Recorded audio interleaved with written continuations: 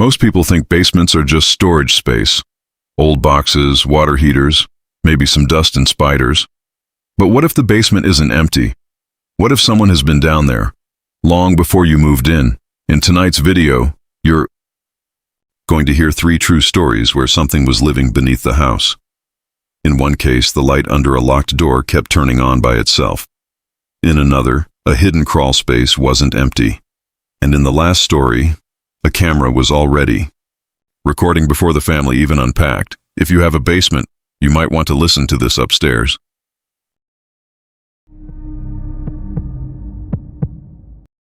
This happened in late October of 2022. I had just moved into a rental house in a quiet suburb outside of Columbus, Ohio. It was one of those neighborhoods where every house looks almost identical. 2-story homes, attached garages, trimmed. Lawns and front porches with rocking chairs nobody actually sits in. The house itself wasn't old. It was built in the early 2000s. Beige siding, white shutters, finished basement. That basement is the reason I'm writing this. When I first toured the place, everything seemed normal. The landlord, a guy in his mid-50s named Greg, walked me through each room. The kitchen was updated, hardwood floors downstairs, carpet upstairs. Then he opened the basement door. The air felt noticeably colder. It wasn't dramatic, just colder. He laughed and said, "Basements always feel like that." We walked down the wooden stairs. The basement was half finished. One side was carpeted with recessed lights in the ceiling. The other side was unfinished concrete, storage area, furnace, water heater, exposed beams. There was also a small room at the far end, a solid wooden door, no window. "What's that?" I asked. "Just storage," Greg said quickly. Previous tenant kept boxes in there. He didn't open it. I didn't think much of it at the time. The first night I moved in alone. I work remotely, so I'm home most of the time. The first few days were completely normal. On the 4th night, I was downstairs in the finished half of the basement around 11:30 p.m. I'd set up my desk there because I liked the quiet. That's when I noticed it. A thin line of light coming from under the storage room door. At first, I thought maybe I had left a light on inside somehow. But that didn't make sense. I'd never even gone in there. I stood up slowly. The rest of the basement lights were off except for the lamp on my desk. The storage room door was about 20 feet away, and underneath it, a soft yellow glow, like a light bulb was on inside. I felt stupid even hesitating. It was probably just some wiring issue, maybe a reflection. I walked over. The closer I got, the more obvious it became. There was definitely a light on in that room. I reached for the handle before I touched it. The light went out, just like that. Total darkness. I stood there for a full minute. Then I opened the door. Inside was a completely empty concrete room. No light fixture on, no lamp, no windows, just a single pull-chain bulb in the center of the ceiling. The bulb was off. I pulled the chain. The light flickered on. Normal. No hidden lamps, no secondary lighting. I checked my phone's flashlight and scanned the corners. Nothing unusual. I turned the light off, stepped out, and closed the door. I told myself it was probably light bleeding from my desk lamp at a weird angle, even though my desk was on the opposite side of the basement. The sound 2 nights later, around 2:17 a.m., I woke up to a noise, a dull thud, not loud, but enough to pull me from sleep. I lay still, listening. Silence. Then, another thud. It sounded like it came from directly below me. The basement. I grabbed my phone and checked my security app. I had installed 2 basic cameras when I moved in. One facing the front door, one in the basement main area. The basement camera showed nothing unusual, just the dark room illuminated by the small night vision glow. But the storage room door was closed. I stared at the screen. Another thud echoed through the house. The camera glitched. For half a second, the image distorted. Horizontal static lines, then returned to normal. My stomach dropped, because now, the storage room door was open, just slightly, maybe 6 inches. I froze. I knew for a fact I had closed it. I watched the live feed. Nothing moved, no shadows, no figures. just an open door. Considered calling the police, but what would I say? Hi, something opened my basement storage room door. Instead, I grabbed a baseball bat I keep in my bedroom closet. I went downstairs. Every step creaked louder than usual. The basement felt colder than before. The main area looked exactly like it did on camera. Except the door was open. I approached it slowly. The room inside was pitch black. I reached in and flicked the light on. The room was empty, but the pull chain was swinging back and forth, like someone had just let go of it. I stood in that storage room longer than I should have. The pull chain bulb kept swaying slightly, not violently, just enough that it couldn't have been my imagination. I hadn't touched it. There were no vents strong enough to cause airflow, no open windows. The air in that room felt heavy and still. I stepped inside fully. The concrete floor was cold even. Through my socks, the walls were unfinished cinder block, no shelves, no boxes, no furniture, completely empty. But there was something I hadn't noticed before. On the far wall, near the bottom corner, there were faint scuff marks, like something had been dragged repeatedly across the concrete. Thin lines, parallel. I crouched down and ran my finger across them. Fresh. Not dusty like the rest of the room. That was the first time I felt something close to real fear, because if the previous tenant had stored boxes in here, those marks would be older. Covered in dirt, these looked recent. I slowly backed out of the room and shut the door. Then I did something I probably should have done earlier. I locked it. There was a simple latch lock on the outside of the storage room door.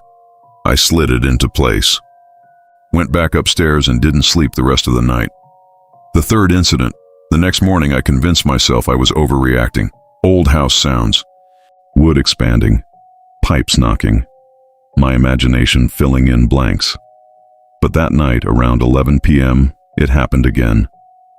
I was in the kitchen making tea when I heard it. A faint humming noise. It wasn't coming from upstairs. It was coming from below. I turned everything off. Stove, fridge light, microwave. The humming was still there. Low, steady, almost electrical. I walked to the basement door at the top of the stairs. The humming got louder. I opened the door slowly and listened. It was definitely coming from the storage room. And then I remembered something. I had locked that door. I went down the stairs carefully. Each step felt heavier. When I reached the bottom, I saw something that made my chest tighten. The storage room light was on again. I could see the yellow glow clearly spilling under the door, but the latch was still locked. I walked closer. The humming was louder now, not mechanical. It sounded layered, like multiple low whispers overlapping. I leaned closer to the door, and that's when I heard it clearly. A voice, not loud, just barely above the humming. Hello? I froze.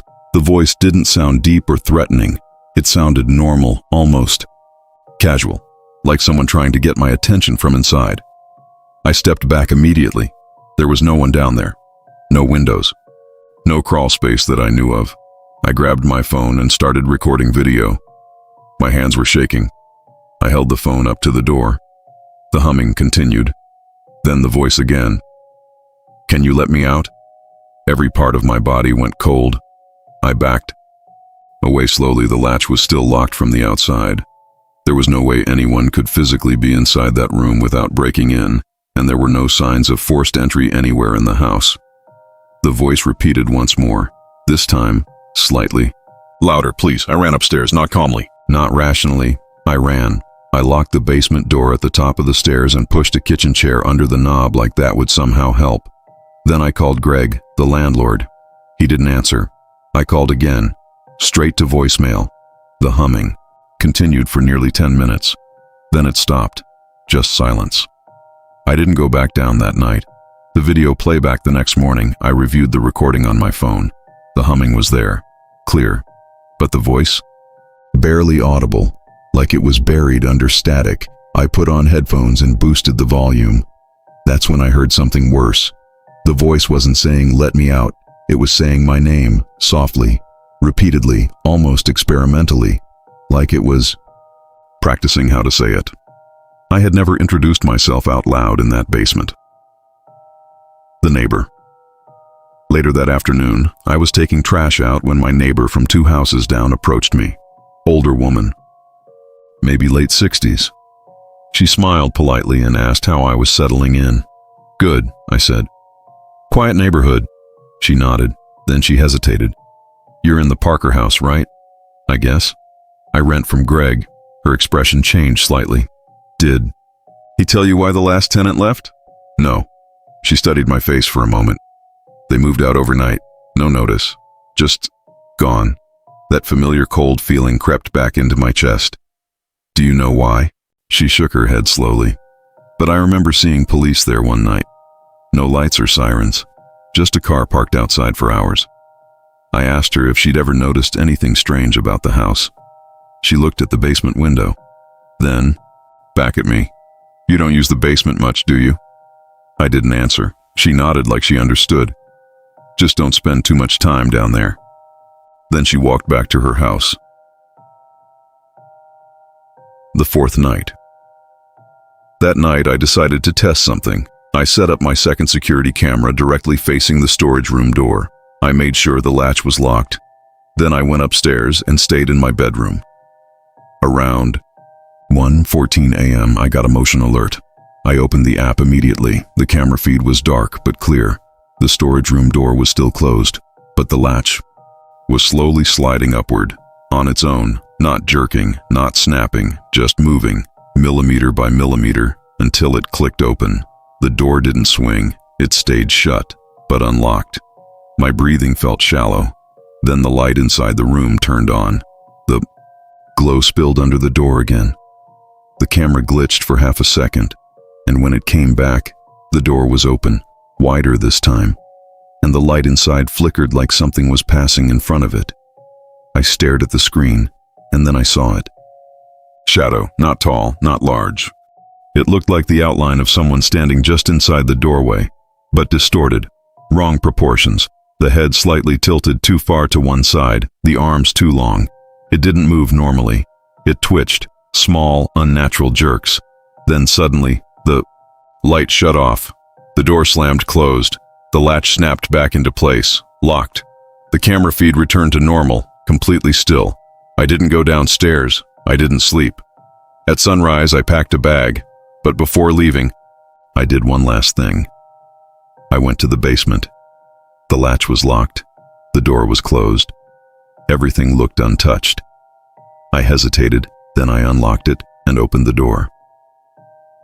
The room was empty, but this time, written faintly on the concrete wall, like it had been scratched with a nail, were 3 words. Stay down here.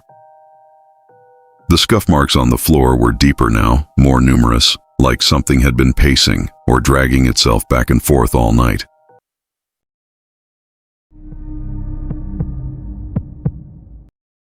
This happened in the winter of 2019. At the time, I was 24 and had just moved to Denver for a new job. Rent was expensive and I didn't know anyone in the city yet, so I found a small 1-bedroom basement apartment listed online for way cheaper than everything else in the area. It was technically part of a house. The landlord lived upstairs. I had a separate entrance on the side of the house that led down concrete steps into my unit. The place itself wasn't bad. Low ceilings, small kitchen, 1 bedroom, 1 bathroom, and a storage room at the far end of the hallway that the landlord said I could use if I needed extra space. The first red flag should have been how quickly he wanted me to move in. No background check needed, he said. Just first month and deposit. I didn't question it. The rent was cheap. That's all I cared about. The first week was quiet. Too quiet. Basement apartments have a certain sound to them. You expect to hear footsteps above you. TV noise. Pipes running. But I barely heard anything from upstairs.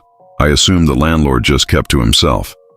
His name was Victor, early 50s, thin, quiet. He avoided eye contact. Whenever I saw him outside, he'd give a quick nod and disappear. Back inside. One night, about 5 days after moving in, I woke up to a faint scratching sound. It wasn't loud enough to be alarming, just subtle, like fingernails lightly dragging across wood. I checked my phone. 12 a.m. The sound was coming from the hallway, specifically from the direction of the storage room. I lay in bed, listening. Scratch, pause, scratch, scratch. It stopped after about 30 seconds. I told myself it was probably mice. Basements attract that kind of thing. I went back to sleep. The vent. A few days later, I noticed something strange. There was a small air vent near the ceiling in my bedroom. Normal enough. But one afternoon while working at my desk, I heard breathing. Soft, slow, coming through the vent. At first I thought it was airflow, but airflow doesn't inhale, and it doesn't exhale. I stood up and stepped closer. The breathing stopped. Leaned closer to the vent. Silence. I felt stupid again, until I stepped back toward my desk, and it started again. Slow inhale, slow exhale. Like someone standing directly on the other side, I grabbed a chair and climbed up to look inside. The vent opening was dark. I used my phone flashlight and shined it through the slats. There was ductwork, nothing else, no face, no movement, just metal. I told myself it had to be airflow pressure. But that night, I taped a small piece of tissue paper to the vent. To test it, if it was airflow, it would move. The tissue didn't move once. But around 2 a.m., the breathing returned, and the tissue slowly lifted, like air was being blown directly at it from inches away. The door that shouldn't open. 2 weeks into living there, I came home from work around 6 p.m.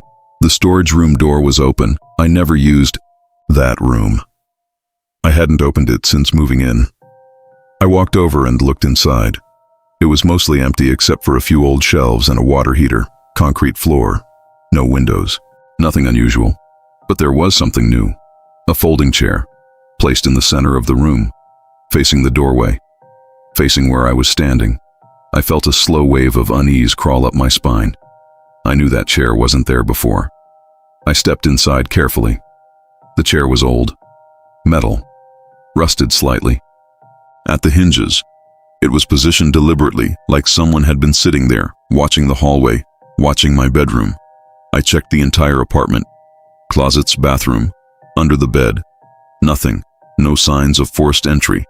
The only entrance was the side door, and it was locked. I called Victor upstairs. He didn't answer.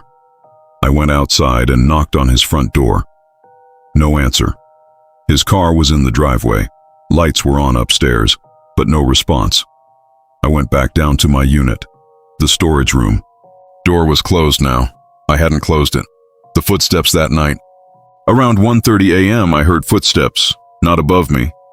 Inside my apartment, slow, deliberate, walking from the storage room toward the hallway. I sat upright in bed, heart pounding. The footsteps stopped outside my bedroom door. Then, 3 soft knocks, not loud, not aggressive, just tap, tap, tap. I didn't respond. I didn't move. The doorknob turned slowly, but I had locked it. The knob stopped halfway, then slowly returned to its normal position. The footsteps retreated, back down the hallway, back into the storage room, and then silence. I didn't sleep at all. The discovery, the next morning. I decided to inspect the storage room more closely. I moved the shelves aside. That's when I noticed something odd. Behind the shelves, the wall looked different. The concrete was uneven, almost like it had been patched.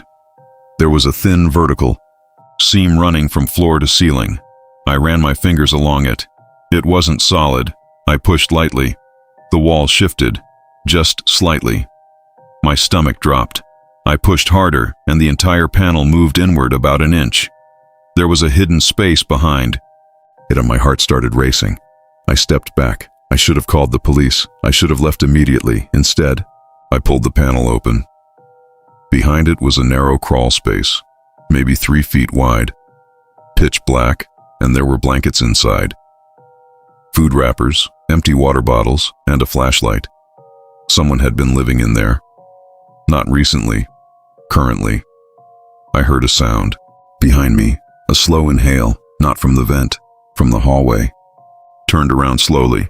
Victor was standing in the doorway, completely silent, just staring at me. His expression wasn't angry, it wasn't shocked, it was calm. Too calm. You weren't supposed to find that, he said quietly. I couldn't speak. Stepped into the room. I just needed somewhere to stay sometimes. He continued. It's not what you think. But it was exactly what I thought. He had been inside my apartment at night, watching, listening, breathing through the vents, sitting in that chair, standing outside my bedroom door. My legs felt weak. I backed toward the hallway. He didn't rush me. He didn't yell. He just watched, like he was calculating something. And then he said something I'll never forget. You sleep really deeply. That was the moment I ran. I pushed past him, up the stairs, out the side door. I didn't stop until I was down the street calling 911. The aftermath police searched the house. They found the crawl space fully set up with blankets and supplies. There was also something else. A small drilled opening in the vent system that connected directly to my bedroom. He had been breathing into it intentionally. Listening. The folding chair. The knocks. Him. The footsteps. Him. He had keys to my unit. He had been entering whenever he wanted. The police later told me he claimed he just liked the company. He was arrested. I moved out that week. To this day, I can't sleep in basement apartments, and sometimes when I wake up in the middle of the night, I still hear breathing, not loud, just faint enough to make me question whether it's real.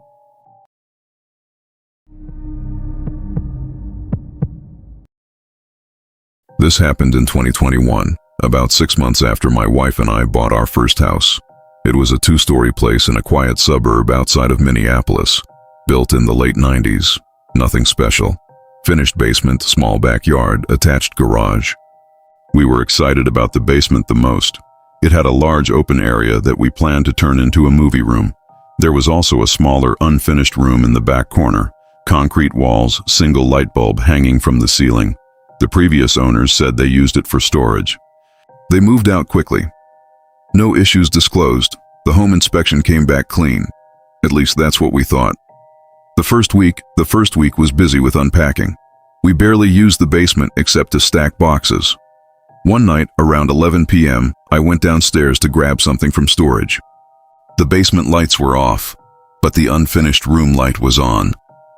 I stopped halfway down the stairs. I was sure I had turned that light off earlier. I walked down slowly. The door to the unfinished room was open. The single bulb inside was glowing faintly. I stepped in. Nothing unusual. Concrete walls, paint cans left behind, old shelving unit. I pulled the chain to turn the light off. It didn't turn off. I pulled again. Nothing. The bulb flickered but stayed on. I shrugged it off as a wiring issue. I left the room and went back upstairs. About 10 minutes later, while sitting on the couch, I heard it, a faint clicking sound, like a camera shutter. It came from below. The next day, I asked my wife if she had gone into the basement after me. She said no. That night, I heard the clicking again. This time, I went down immediately. The unfinished room light was off. The basement was dark except for the stairway light. I stepped into the unfinished room. Silence. Then, click. It came from behind me. I turned quickly. Nothing. Just empty concrete walls. But the sound had been close. Too close. I inspected the room more carefully. That's when I noticed something I hadn't seen before. Near the top corner of the wall, just below the ceiling, there was a small dark dot. Almost like a screw head, but it wasn't flush with the wall. It was slightly recessed. I grabbed a ladder from the garage and brought it down. I climbed up and looked closely. It wasn't a screw. It was a tiny lens. My heart dropped. There was a camera embedded in the wall. The discovery. I called my wife downstairs. She thought I was joking, until she saw it. The lens was barely visible unless you were looking directly at it. We followed the wire. It ran through a small hole in the wall, into the ceiling, and then disappeared into the main basement wall. There was no monitor in the room, no visible recording device, which meant the feed was going somewhere else. Upstairs or outside. I felt sick. We immediately unplugged the house Wi-Fi. Then I called the police. The search. The officers arrived within 20 minutes. They inspected the camera. It was wired, not wireless. That meant it wasn't something recent like a simple hidden nanny cam. It was professionally installed. They traced the wire into the wall. After cutting a small section of drywall in the finished part of the basement, they found something worse. A second camera, hidden behind a vent, facing the main basement area. We hadn't even noticed it. There were 2 cameras, both wired, both hidden during construction. The officers asked how long we'd lived there. 1 week, I said. They exchanged looks. Then one of them asked a question I wasn't expecting. Did the previous owners install a home security system? No, they didn't mention one. The officer nodded slowly. These aren't part of a standard security system. The recording room, they continued tracing the wires. The wiring didn't go upstairs, it went sideways, into the unfinished storage wall, behind the drywall. The officers carefully cut into the wall cavity. Behind it was a narrow compartment between studs. Inside that compartment was a small digital recording device. Still powered, still active, connected to both cameras. The red recording light was on. That meant it had been recording since before we moved in. The officer removed the memory card. He asked if we wanted to see what was on it. We said yes. I regret that decision. The footage, they played it on a laptop inside the patrol car. The footage was dated months before we bought the house. It showed the basement, empty, then the previous owners, walking around, moving boxes, living their normal lives, nothing unusual. Then the footage continued past their move-out date. The house was empty. Days passed on fast forward. Then one night, a man appeared in the basement, not the previous owner, someone else. He entered through the back door. He walked calmly downstairs. He stood directly under the camera in the unfinished room and looked up, directly into it, like he knew it was there, like he installed it.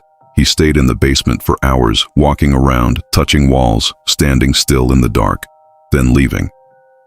The footage showed him returning multiple times, even after we closed on the house, even after we got the keys. The last clip was from 3 nights ago. The night I heard the clicking. The video showed him standing in the unfinished room, just outside the camera's main field of view. You could only see part of his shoulder. He wasn't moving, just standing there, in the dark, watching. The timestamp read 2:43 a.m. We were asleep upstairs at that exact time. The realization, I felt my throat tighten. If he was here 3 nights ago, how did he get in? The officers checked the doors and windows. No signs of forced entry. Then one officer asked about the basement window wells. We had 2 small ground-level windows down there. They checked outside. One of the window locks was loose, not broken, just loose enough that someone familiar with it could slide it open from outside. The officer looked at me and said quietly, "He still has access." The final night, police increased patrols in the area. They advised us to stay somewhere else temporarily. We went to my in-laws' house for a few days. Before leaving, officers disabled the cameras and took the recording device for evidence. They couldn't identify the man immediately. No clear facial shot, just partial angles. Broad shoulders, baseball cap, gloves. He knew where the blind spots were. 3 nights later, police caught someone in our backyard at 2 a.m. He was crouched near the basement window well, trying to pry it open. It was the previous owner's brother. He had helped renovate the house years ago. He had installed the cameras as a joke, according to him. But the footage proved otherwise. He had been entering the home for months. After his brother moved out, after we moved in, he told police he liked seeing how people live. He claimed he never went upstairs, but the footage showed him standing at the bottom of the basement stairs, looking up, listening. The aftermath, we installed a full security system. Changed every lock, reinforced every window, but something never felt the same. The basement still feels wrong, even now. Because every time I go down there, I look at that top corner of the unfinished room, and I imagine a lens still being there, watching, waiting for the light to turn off.